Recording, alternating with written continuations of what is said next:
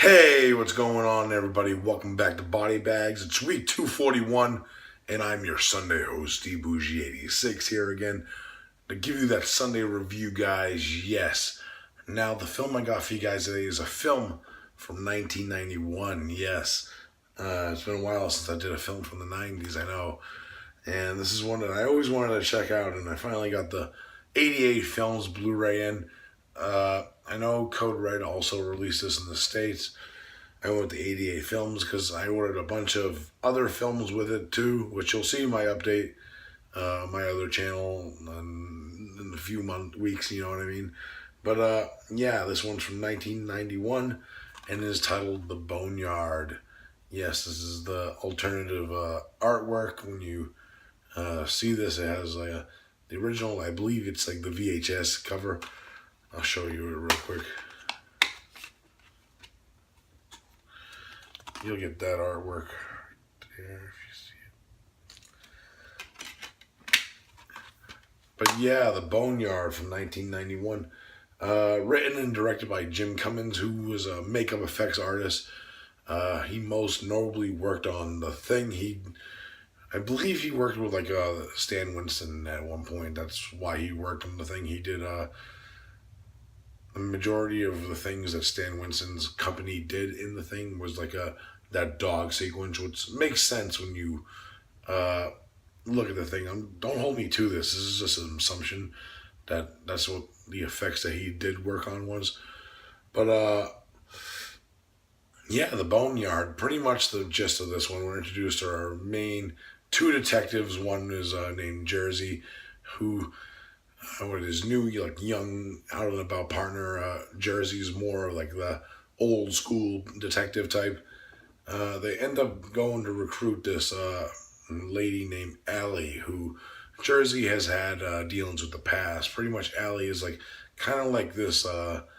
She has like a telekinetic powers, pretty much, where she could interpret memories of the dead, and if they like, she uses like objects that belong to the dead, she could actually see like their past. So what ends up happening is they end up recruiting Allie because there's this new case where this three bodies were discovered in like this mortician's like basement, and they end up going to the local morgue, also known as the Boneyard. Very dead because this is actually in transition of being moved to like a new facility type deal. So not everyone's there. What we do have is the night watchman, who's played by Phyllis Diller of all people. Yes, I said that right. And a few like morgue experts. And what ends up happening is these three bodies that were inside this morgue have a dark past, and what ends up happening is they end up not being dead, and they start attacking the people, and it's up to them to try to get out of the Boneyard and survive against these zombie-like creatures that can infect you also. Yes, that's pretty much the gist of the plot of this one. It's pretty much like you're trying to survive through and get out of underneath, because the Boneyard, like the actual morgue, is underground. So it's them trying to get away back up and fight against these zombies, pretty much. Yeah, so my thoughts on the Boneyard. Super fucking fun movie. This movie is a blast to watch, guys. It gets right into it because you get like a quick setup where we get to introduce to Jersey, his partner, and Allie, and then they go to the Boneyard, and we meet Miss Papaloopoli, played by fucking Phyllis Diller. I probably butchered her fucking character's last name, but it's fucking she's fucking hilarious in this movie because the whole aspect of her and her pet poodle and shit, and the whole like some of the lines that she delivers, like Allie gives her her license, and she's like, "Put a little weight on the meat, huh?" Because Allie's kind of like an overweight girl, so she's kind of like that type of character. And there are some interesting things that actually do happen with her as a character as the film progresses. I want to really spoil it, but if you're a fan of like effects. This movie has a lot of great special effects, especially with like the zombies. The normal zombies are kind of creepy looking because they're supposed to be like childlike, and they're very like creepy in the face, and like you can see like the detail that they do in like the hand, where there's like a little piece of like finger missing, and it shows showmanship because they did a little extra work on like to make it look authenticated. And there's some like the way I would describe it, it's kind of like puppetry in a way. Some more of like the bigger zombies that come.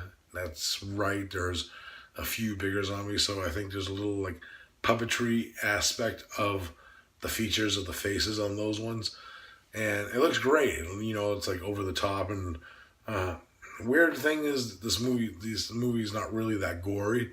That's probably maybe one of its major downfalls. Is if you're expecting like a zombie film full of like gore, this is not the one, but it is super fun because I do like the characters. They're fun. You root for them, like you root for Allie, who's kind of a badass in a way, and like the cop characters, and it's just a really fun like film trying to like be like a survival type zombie film, and it's super fun. And the soundtrack and the main score is fucking awesome, done by John Lee Whitner. And this movie's end credits has like one of the weirdest fucking end credit songs ever, because it's like kind of like a romance type song, and it doesn't fit the movie at all. Maybe, I don't know, but you be the judge of that. I kind of like took me out of the place for a second. I'm like, really? I'm like, fuck. But yeah, I highly enjoyed The Boneyard. If you haven't seen it, I highly recommend it. If I had to rate it, I'm going to give it a solid 8 out of 10. Super fun, great effects, and just, you know, it's just a fun all around, like, bold, crazy movie, you know what I mean? Yeah, The Boneyard, hell yeah. Special features, I think these were ported over from the previous DVD release. Like, we have an audio commentary track with director James Cummins and producer Richard D. Brothy, I believe that's how you pronounce his name.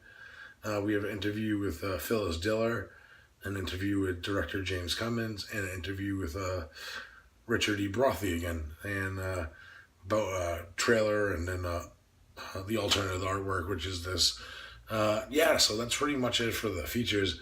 I'm not sure how it was compared to the Code Red, but the transfer on this is really great, because I know the old DVD release was like a full screen edition, so this isn't like widescreen. Looks great, so either edition that you pick up, I say check it out, you know what I mean? Like, super fun film. So yeah, The Boneyard, 8 out of 10, awesome shit. Alright guys, that is for this review. I hope you enjoyed it. And as always, we'll be back next week with another one for you guys. Peace out. Hell yeah.